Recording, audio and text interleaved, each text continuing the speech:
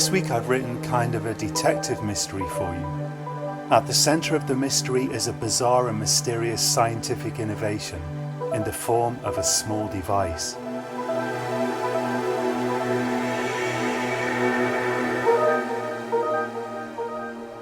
Inspector Gray pulled his trench coat more firmly around his neck and shivered convulsively.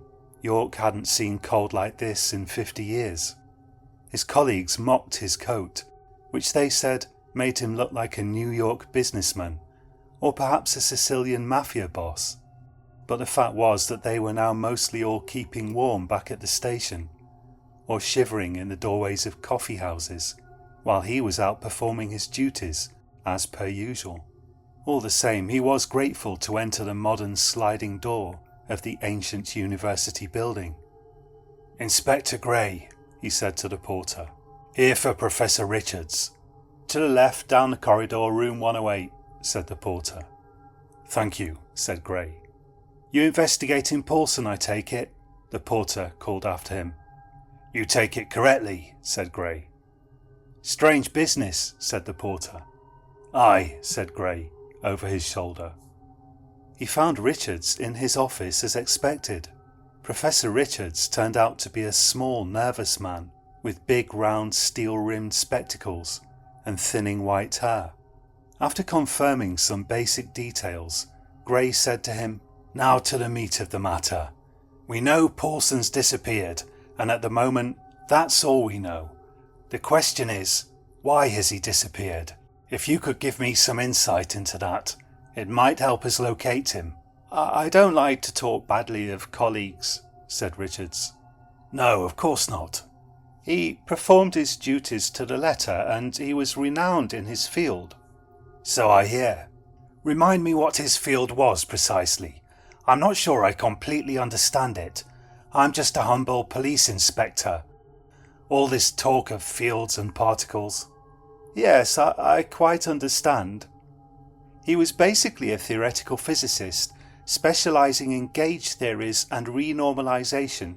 It's kind of, well, it's mathematical. His work was highly mathematical." "Something to do with fields and particles?" "Yes, basically." Gray regarded him pleasantly in silence. He could see Richards wanted to get something off his chest, and experience had taught him it was sometimes only a question of waiting. He was a good man. "Of course." "An esteemed colleague." "That's what I'm hearing from everyone." "The thing is," Richards shifted uncomfortably in his seat. "You see, it's like this." Richards paused unexpectedly and pressed his hands together, touching his forehead with his fingers, almost as if he was praying. Gray waited patiently. Richards seemed to snap out of it suddenly, and he said, "Look, Paulson had a gambling addiction. He kept it from his wife. He started out with good intentions.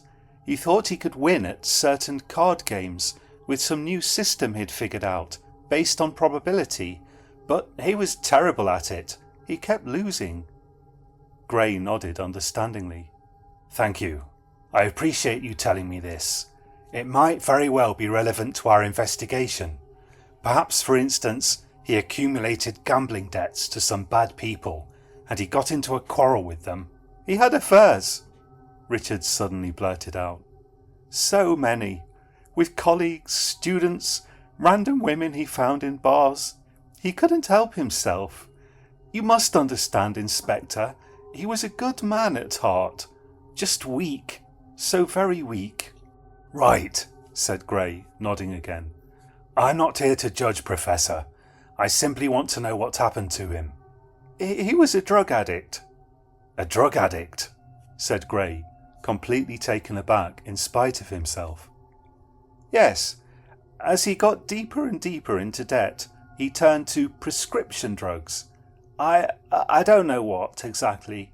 Opioids, I should imagine. He told the doctors he had back pain, but then..." Richard shuddered, as if recalling something very painful. "Then a woman introduced him to heroin," he continued. "A lady of the night. The doctors were tailing back his prescriptions. He felt he had no choice. He couldn't function anymore without it. So dreadful. A great mind, brought so low. Gray exhaled noisily. Is there anything else? No, said Richards, also sighing. It's a relief to have told you. You'll keep this to yourself, won't you? I'll do my best. You understand there's an ongoing police investigation afoot? Yes, quite. Yes, Paulson was sadly a gambling-addicted dope fiend who constantly cheated on his wife. There's no other way to put it. He leaned back in his chair, putting his hands behind his head, and laughed. Oh, I feel so happy to have got this out the way. You must forgive me, Inspector. I didn't know if I'd dare tell you. It's so scurrilous, so shameful. But he was a good man, Inspector, in his heart. A fine man. A genius, perhaps. No doubt. Gray left Richard's office, muttering to himself. Bloody academics, all off their heads. He had almost reached the end of the corridor when Richards popped out of his office and called after him. I forgot. Would you like to see his lab? Gray stared at him, collecting his thoughts. Yes, he should probably see Paulson's lab. He almost felt himself remiss for not thinking of it. Most certainly, Professor, he said. Richards took him downstairs to the basement. There, an array of bizarre machines had been assembled. Everywhere he looked, there were metal pipes, wires, computer screens, and vials of liquid surrounded by forests of more tubes and wires. I understood Paulson was more of a theoretical physicist. Yes, said Richards. Yes, he was.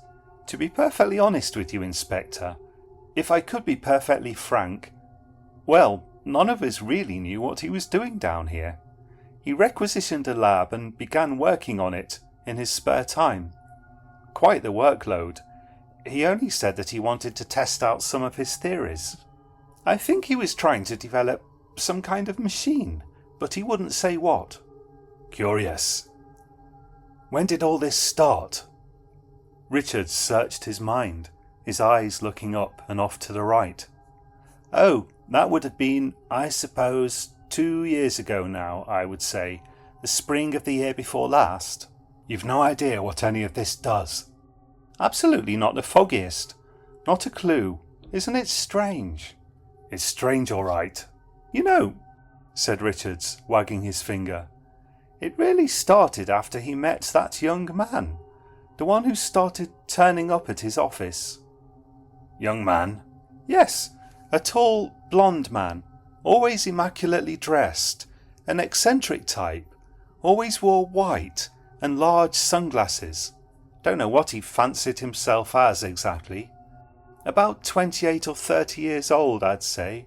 Do you think it's relevant to the investigation? At this stage, we simply don't know.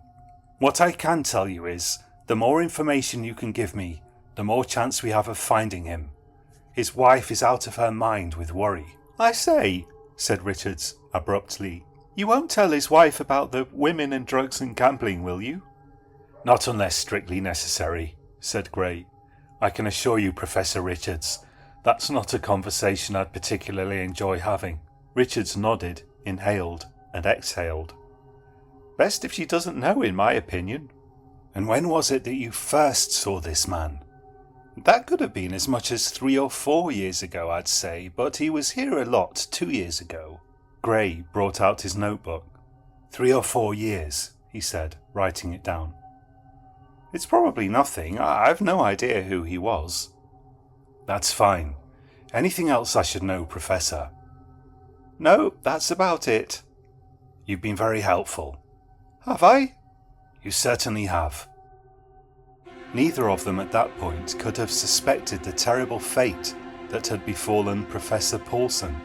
At that very moment, Paulson was alone, terrified, and gradually losing his mind. Back at the station, Gray explained his findings to Sergeant Wilford.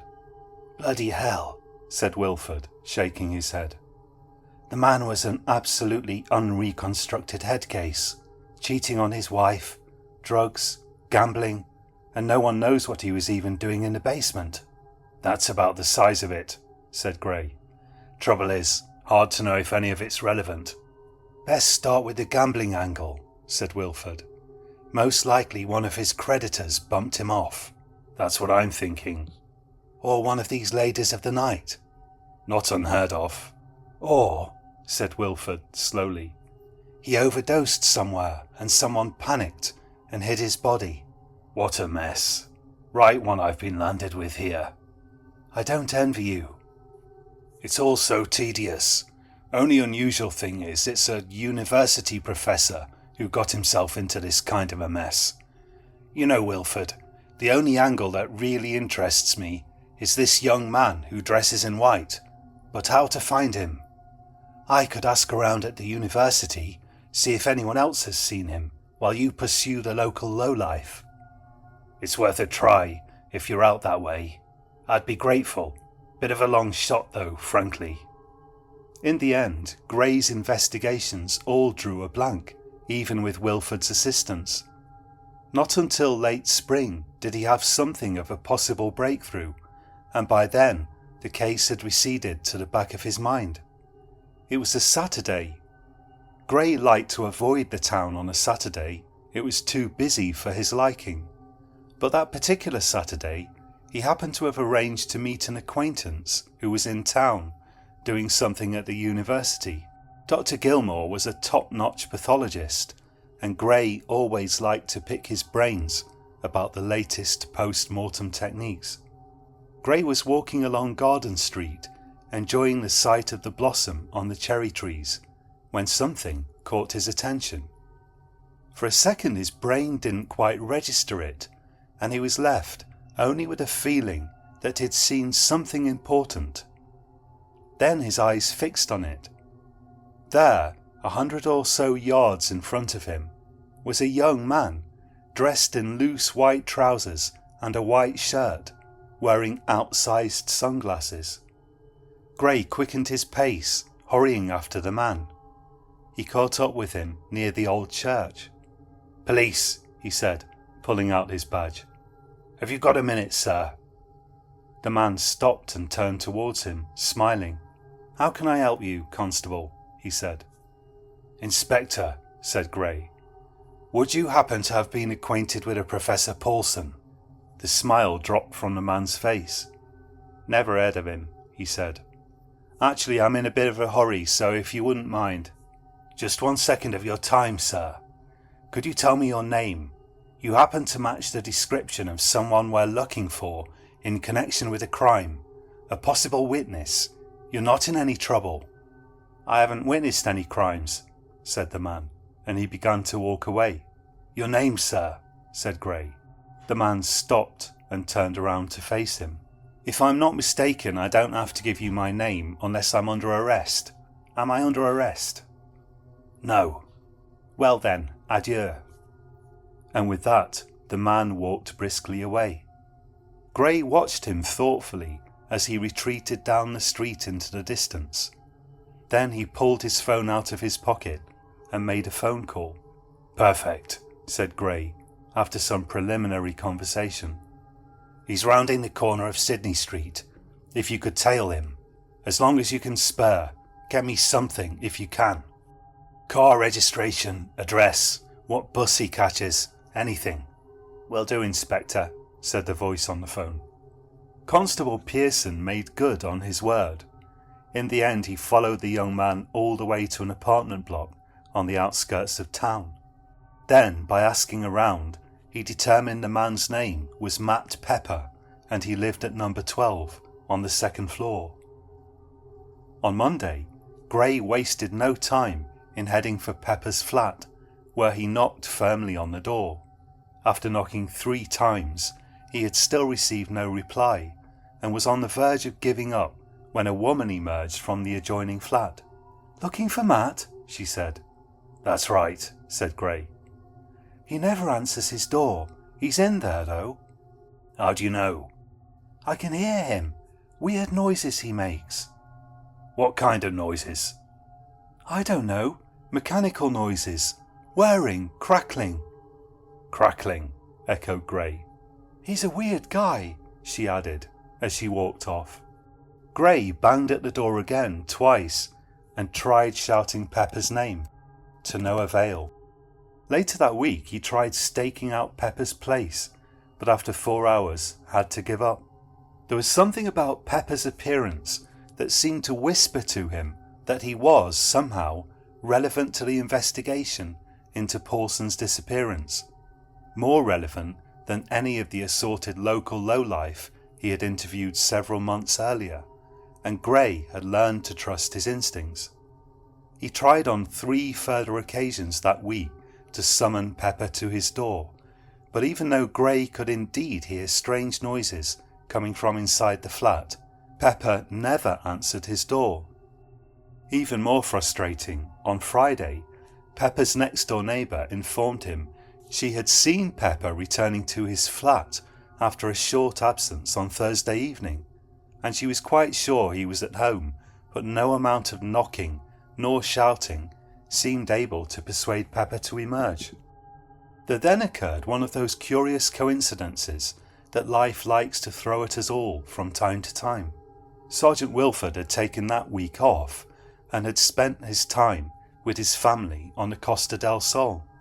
When he returned the following Monday, he had some news for Gray. "Remember that fellow you were looking for in February? I think I might have seen him. Hard to be sure, to be honest. There's a lot of people in Spain wearing white and large sunglasses. But this one totally matches the spec. I spotted him coming out of a bar on Thursday." Gray shook his head. "Can't be him. I finally located him a week ago. He was at home on Thursday. I've got a confirmed sighting from the next door neighbour. Lovely woman. Thinks the chap's a bit weird. Fellow by the name of Pepper. Matt Pepper." Wilford pulled out his mobile phone and pulled up a photograph. "That's not him then." Gray stared at the photograph in astonishment. He took the phone from Wilford and continued staring at it. "That is him. The next door neighbour must be mistaken. What are the odds?" "That's your guy, sure?"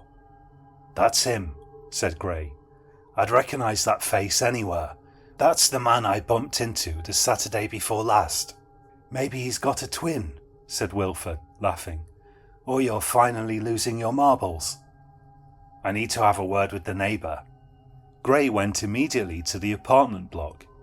The usual whirring sounds emerged from Pepper's flat, but the neighbour was out. He tried again in the evening, and this time the neighbour, at least, answered her door. "He was here all last week. I'd bet on it," she said. "I can hear him doing stuff in there. I saw him coming home like I told you." "Is this him?" asked Gray, holding up the photo Wilford had taken. "That's him," said the woman, her brow furrowing as she took notice of the distinctly continental background of the photograph. "When was this taken?" "Last Thursday." The woman laughed. "No way, I don't think so. There's nowhere like that round here. Where is it? Spain?" "Costa del Sol." "He was here last Thursday," said the woman. "No doubt about it. Why don't you talk to the building supervisor? There's a security camera at the front. He could show you the footage." "I might just do that," said Gray.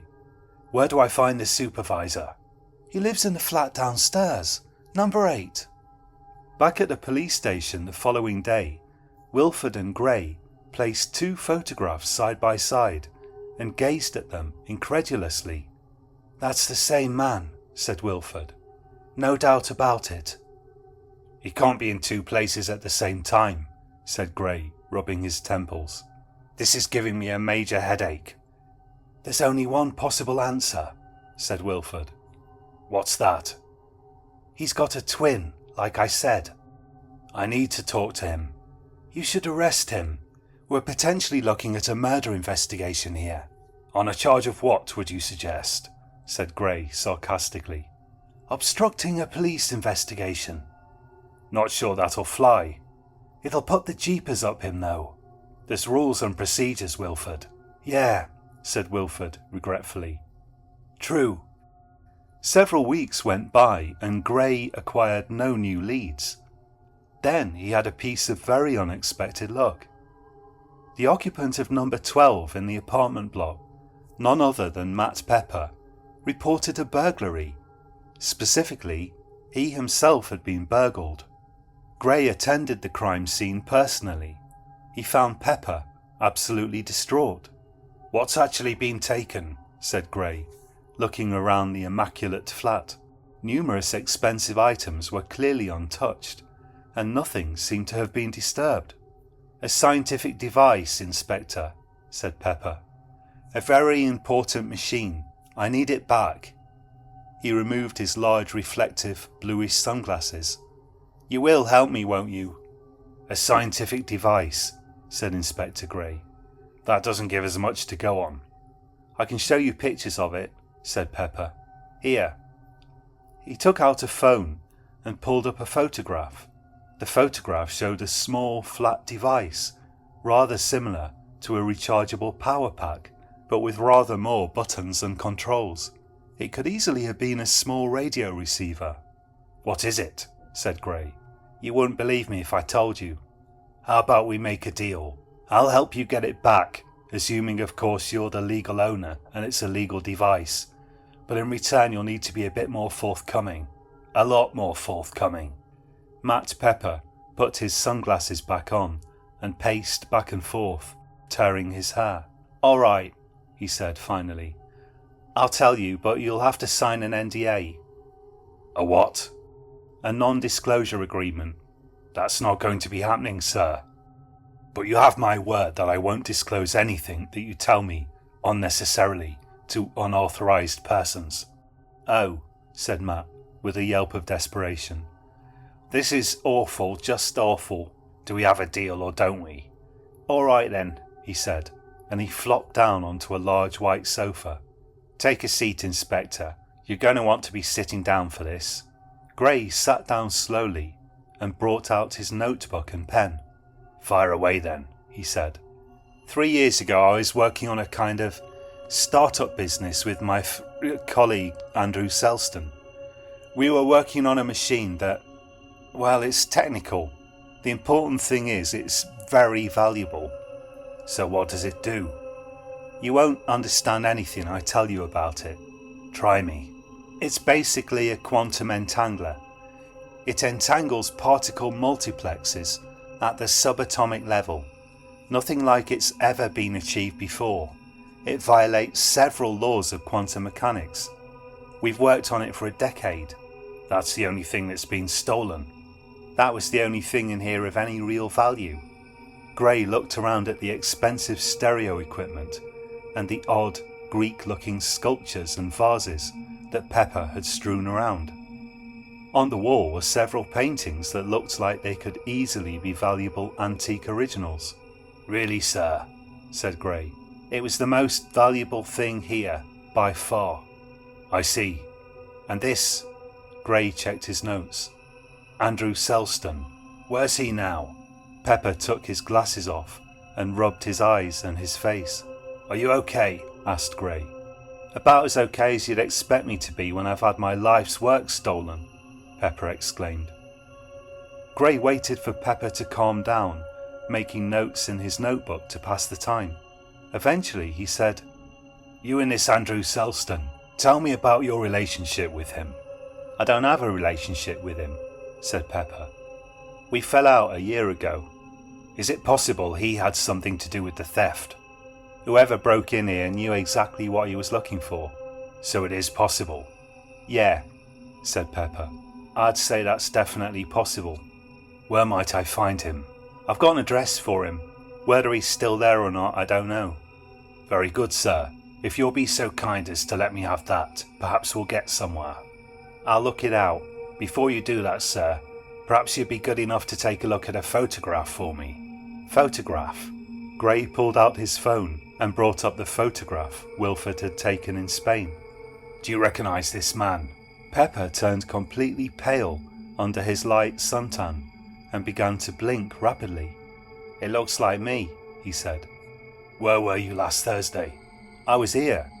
This photograph was taken last Thursday in Spain. It can't be you then. Absolutely not. I was here in this flat trying to make some adjustments to the device. Adjustments? Again, a technical matter. It tends to drift and become misaligned. I've been trying to stabilize it, that's all. What happens if it becomes misaligned? Well, it doesn't work properly. And what happens then, sir? Pepper shook his head. I can't explain. You'd need an extensive background in quantum physics. Gray sighed. Very well then. I think I've got everything I need for the moment. Pepper, unexpectedly, began to cry. I'm sorry, he said. It's just 10 years of work down the drain. You have to get it back, Inspector. Please tell me you'll get it back. I'll do my very best. I do, however, have another question for you, one I've been wanting to ask you for a while, except you're a hard man to get hold of. Sure, anything, ask away. Do you know Professor Paulson? We consulted him on some work we were doing a while back. When was this? It's been on and off. Last time I saw him was 2 years ago, maybe. You've not seen him for 2 years. That's right, about that. Why are you asking? Gray folded his notebook with a resounding snap. That's all I wanted to ask. Shame you couldn't have taken the time to answer my questions when we met earlier, sir. I'm sorry about that, said Pepper. I was in a funny mood. Did you ever visit his office at the university? Once or twice? Once or twice? 5 times at the most. I see, said Gray. And you consulted him about your work? Yeah, he's an expert. The address Pepper gave Gray was an address in Harrogate. Gray made the trip there the very next day. Andrew Selston was apparently living, or had lived, in a large luxurious house, almost a mansion, in the hills to the northwest of the town. Gray knocked on the front door, and a man of about 40 years old answered. He was smartly dressed and somewhat tough-looking, but his face and mannerisms also projected a sharp intelligence. Andrew Selston, said Gray. That's me, said the man. What can I do for you? Inspector Gray, I want to talk to you about a burglary in York. Gray, who was a careful observer of faces, noticed a brief flicker of recognition flash over Selston's face. This man, he was sure, knew exactly what he was talking about. You'd better come in then, said Selston.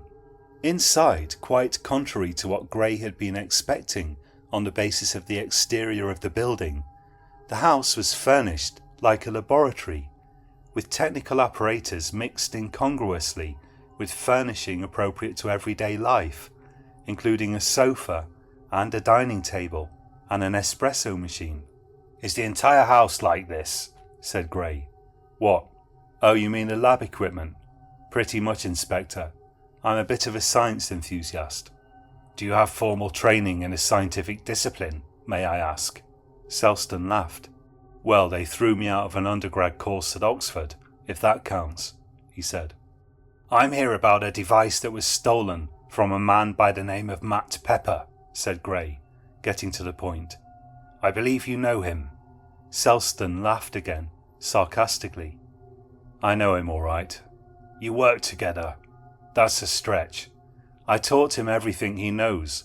He did a bit of work under my supervision, but he wasn't much good. His main talent was always attracting investors. He's quite well connected because of his family. And what kind of work was that, sir? Quantum physics. I was researching certain obscure but rather promising theories. Entanglement. Yes, said Selston, surprised. You've been talking to Pepper. I have indeed. I'd take everything he says with a pinch of salt. He's an inveterate liar. Sadly, I learned this too late. You had a falling out, I understand. Yeah, you could say that, for sure. You built some kind of device together. Selston jumped to his feet. I built it, he said. Pepper was nothing but a trained monkey. He supplied money, that's all, not brains. The device belongs to me. Selston seemed to suddenly realise he'd said too much, and he went quiet and stared out the window, caressing his cheek. Self-comforting, thought Gray. I'm going to ask you this directly, sir, said Gray. Did you steal this device from Pepper? Selston exploded again. Steal? It's my device. He stole it from me. The temerity of the man. The Entangler is my property. 10 years I worked on it, and he thinks he owns it just because his wretched millionaire friends funded it. You seem to have done pretty well out of this funding, sir, said Gray quietly. This, said Selston, gesturing wildly at the house around him. This was funded by the work I perform using the device, not by Pepper's friends. Gray stood up. I'm arresting you on suspicion of theft, he said. You what? Said Selston.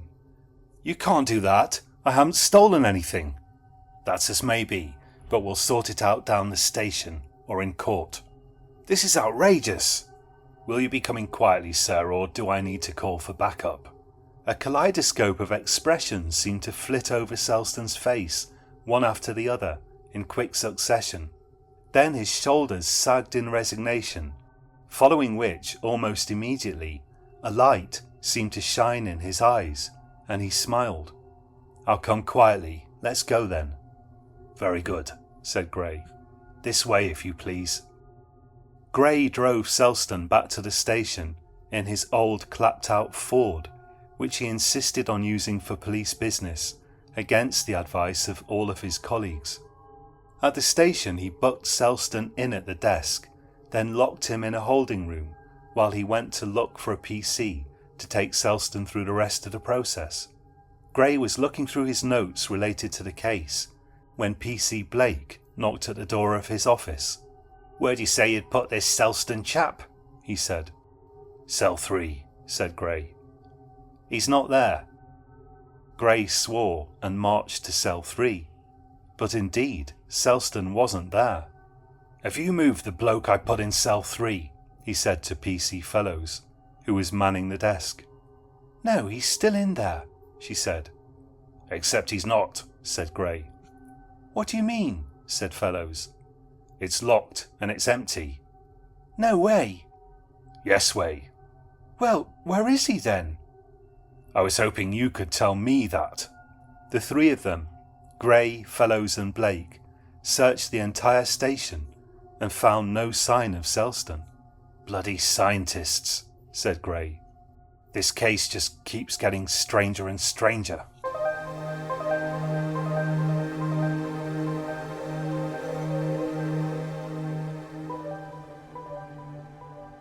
Later that day, after taking care of various other duties and chores, Gray sat down with Wilford to discuss the case. I need someone to go over this with, explained Gray. There's an explanation for all of this, and that device has something to do with it. The, Entangler, said Wilford. That's the one, said Gray. Actually, I've been looking into this a bit. From what I understand so far, entanglement means you can do something to a particle in one place, some tiny thing like an atom or whatever, and the same thing happens to another particle in another place, even miles away. So you can use it for what, sending messages? Said Gray thoughtfully. No, said Wilford. I'm not pretending to understand it, but there's some law that says you can't use it to transmit information. Why not? I don't know. I'm just telling you what a mate of mine said who studied a bit of physics. What if that law could be broken? Said Gray, scratching his head and squinting. What if it could? Then you'd have some kind of fancy radio transmitter. Not sure it helps with your case. This whole thing's really doing my head in. Let's review what we know, Inspector. Capital idea, Charlie. A professor from the university's gone missing, and no one knows where he is. He was secretly a womanizing, gambling-addicted drug fiend. That's the size of it. This professor started building weird stuff in the basement after meeting Matt Pepper, who we know was also working on some kind of quantum thing. And he's just been burgled, and the only thing stolen was the Entangler device. Right. Matt Pepper used to work with Andrew Selston, who you think probably stole the device. Exactly. And the strange thing is, Pepper turned up in 2 photos at the same time, taken in different countries, and your Selston fellow disappeared out of a locked room. Certainly seems that way. Did you search him? What? Who? Selston. Didn't see the point. He doesn't look the type to carry a knife or drugs or anything. You know I hate searching people unnecessarily. Anyway, Blake would have done it before stashing him in the cells at the back if we'd managed to hold on to him for 10 entire minutes. Honestly, Stephen, I despair, said Wilford, shaking his head and smiling. Sometimes you go too far with trusting your gut. He didn't stab anyone or overdose, did he? Wilford leaned forward. There's only one explanation that fits all this. Gray was sipping coffee from a plastic cup, but he raised a sceptical eyebrow. Let's hear it then, he said, when he'd finished. Then he took another sip, wrinkling his nose at the horrible taste of the machine coffee. Selston, possibly with the help of this Pepper fellow, built some kind of device that can transport a person instantaneously from one place to another. Gray inadvertently spat out his coffee, spluttering. When he'd recovered, he said, Oh, for pity's sake, Charlie, you've been reading too much sci-fi. Think about it, said Wilford. Some small, pocket-sized device. Here's what I think happened. This better be good, said Gray. So, Selston and Pepper built this device, and they consulted Professor Paulson on their work. The device entangles particles separated by hundreds of miles, effectively transporting objects, even people, from one place to another, violating the known laws of quantum physics. When it's duplicated the object, it somehow destroys the original. Basically, it's a teleporter. Seems pretty clear Selston was the real brains behind the operation, and Pepper funded it. Now, this Professor Paulson, he had a lot of problems. Then one day he comes up with a solution for all his problems at once. He uses the device to transport himself somewhere, but for some reason the device doesn't go with him. Maybe it always stays in one place, we don't know. Or maybe Selston got it back. But then Pepper gets jealous. Selston and Pepper have a falling out, and Pepper believes he should own the device, not Selston. So Pepper steals it and starts living the high life. Probably he uses it to steal stuff, and he pops over to Spain in the evenings when everyone thinks he's at home. Then Selston steals it back again. And by now Selston knows what Pepper's capable of, and he's got the device, so he was probably already thinking of relocating himself somewhere when you arrested him. He used the device to escape custody, and I'll wager he feels England's too hot for him, what with you and Pepper both after him, and he's probably legged it, toot sweet, so to speak.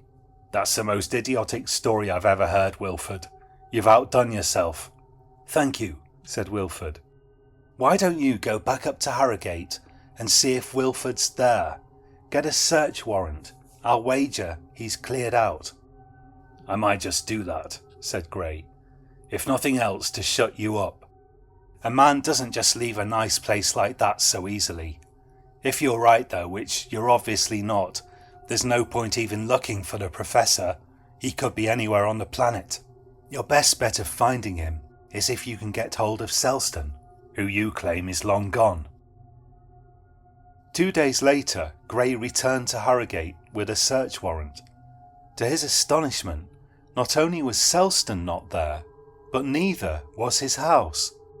All that remained was a rectangular trench where the foundations had once existed. Gray paced around it in amazement, unable to believe his eyes.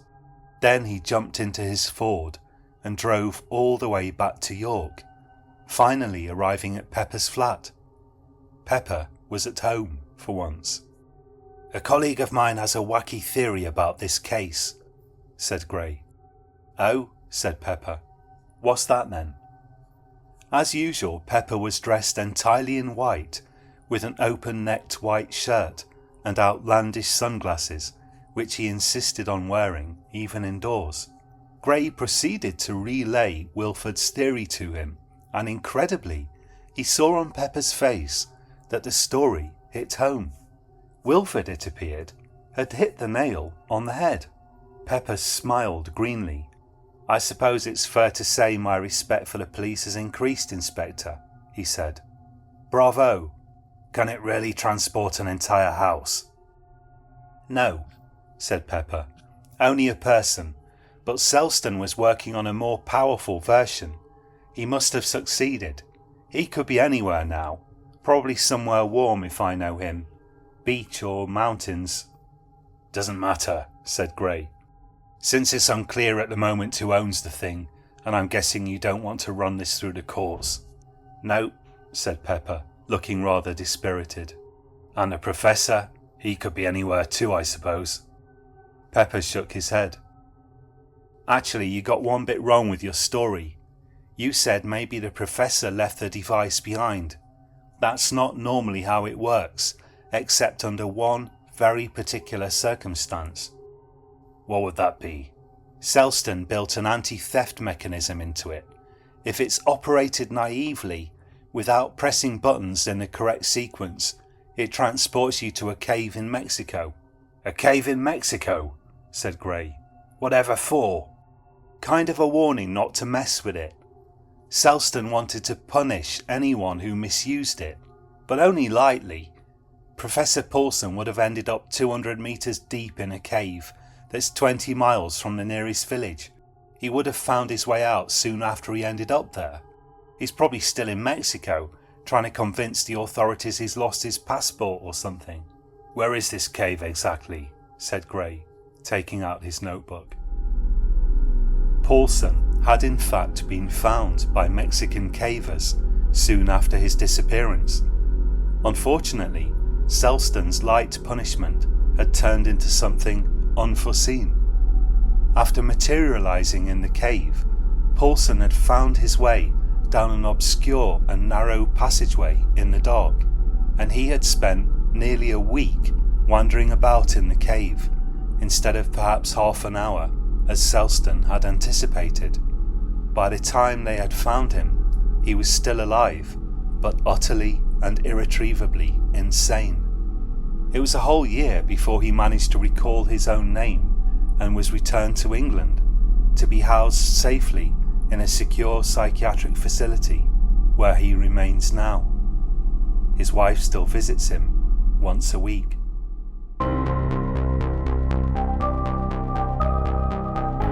Thank you for listening. You've been listening to Science Horror. My name's John Purcell, and I write and record a story once a week usually.